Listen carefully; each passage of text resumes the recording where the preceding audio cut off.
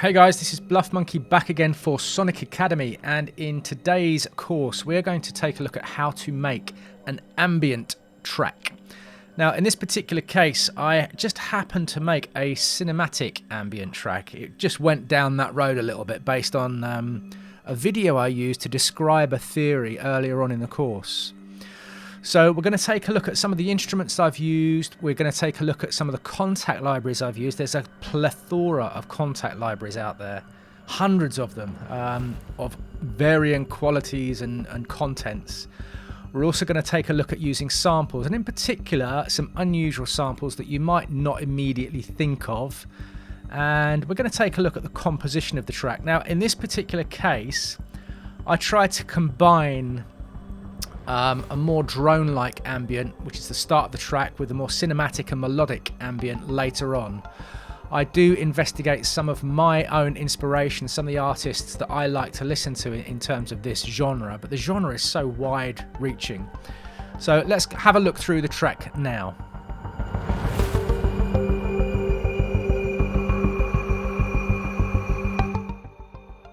Okay, so the first thing I've done, I've taken a couple of samples, random samples that I've found either from the internet or that I just happen to have on my library.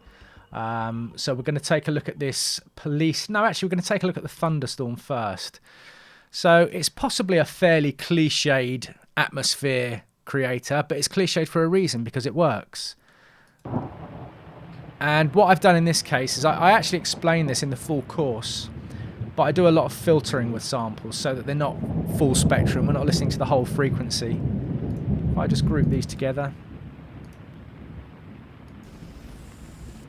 you can see how much I'm taking out of those. Let's come up to this police chatter.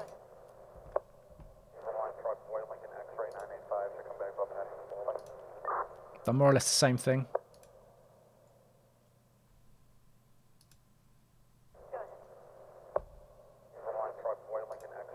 Hang on, I'm on the wrong channel.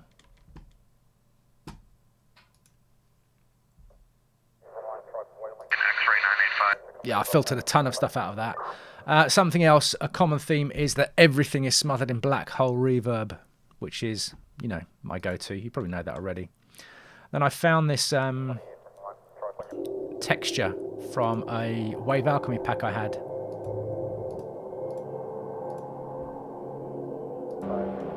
So put them all together with an Omnisphere preset. Omnisphere is delved into a lot for this kind of music. I've always used Omnisphere for this kind of music, simply because there are so many fantastic presets built into it. Thousands. I think at current count there may be 12,000 presets. I don't know why I've got that number in my head.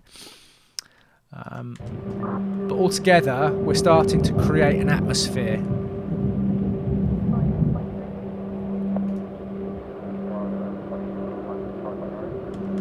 And then further on, we start introducing some very basic melody. Again, this is Omnisphere.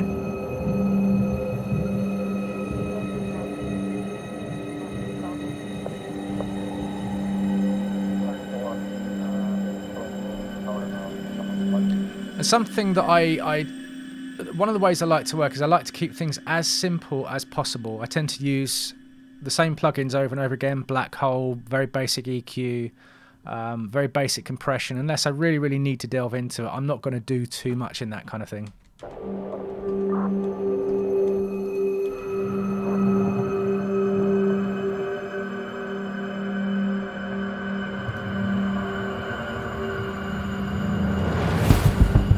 So I'm using this cinematic rise and hit pack, which is built into Contact. I think from memory it comes included with Complete, or at least the version of Complete I have, which I think is Complete Ultimate. So that's going to lead us into this bass line that I've got running from Omnisphere, and it's a very cinematic bass line, and it goes a little bit like this.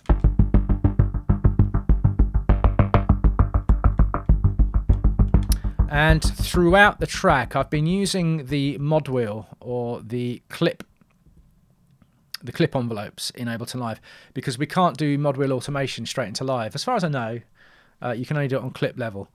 So I've been using these envelopes. You can hear it now. So these envelopes are there to automate the mod wheel. So any patch that's got mod wheel support built into it, most of them have. Like this one. Hello.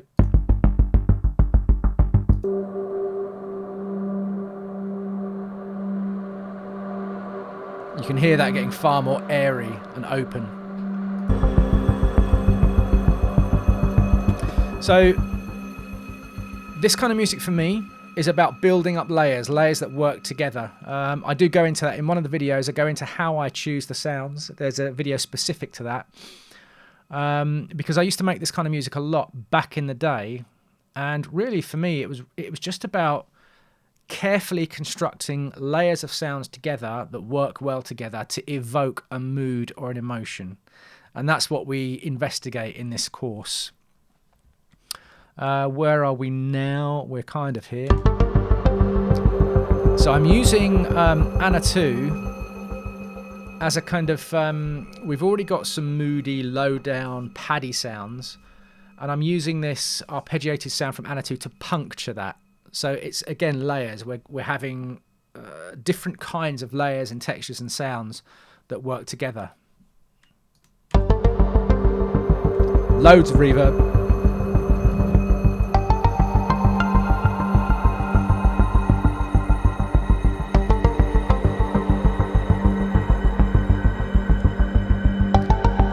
It looks like I've got a lot of processing going on this pluck, but I haven't really. I'm using utility mostly for volume automation. We've got black hole again, compression and EQ. Then I'm filtering the sound. And that's pretty much it. So let's come over to here. We've got another sound introduced here.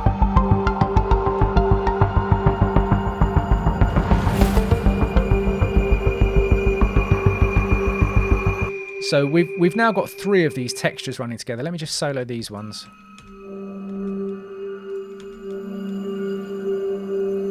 So we had those 2. Now we're introducing this one as well.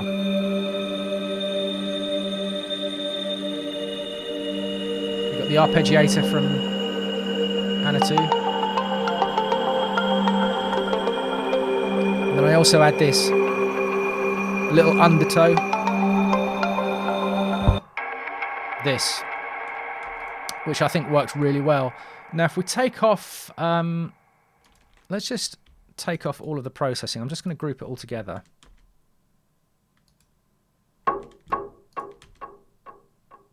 Oh, wrong one.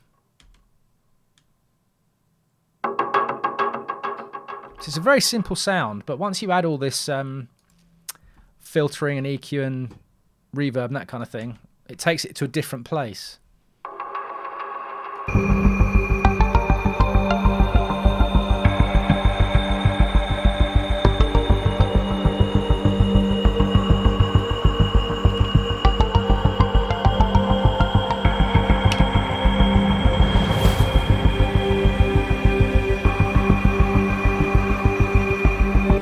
we've got strings coming in. This is where it gets very cinematic.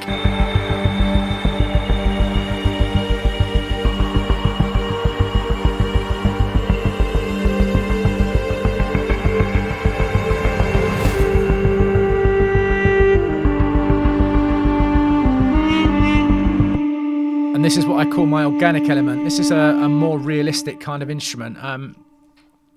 So I have in the past used real singers and real guitarists to overlay a more human element to the track. And I think it's quite important because the bass line's very rigid. These pads, although they're organic and moving in a way, they're still very synthesized. And the human ear, and I talk about this again in the full course, the human ear is very good at picking up emotion in any kind of sound.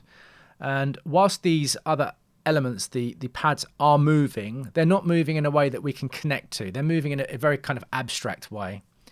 So these sampled instruments that I use, and I go into the articulations and how we make them sound a little bit more human, more organic, they can add a massive sense of wonder and emotion to a track. And again, same kind of thing. Compression, EQ, Black Hole, pretty much it. I'm not sponsored by Black Hole, by the way.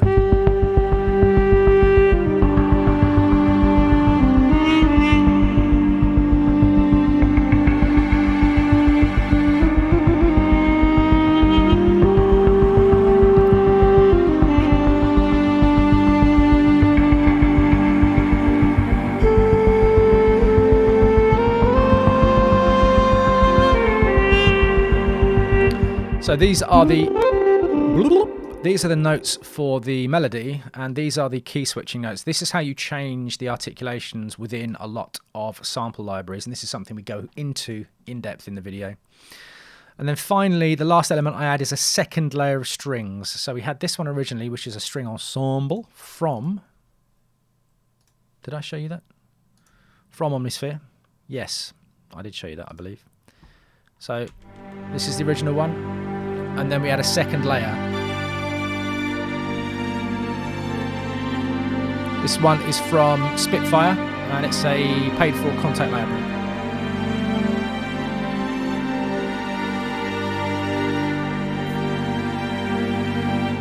And again, we're using modulation envelopes to swell.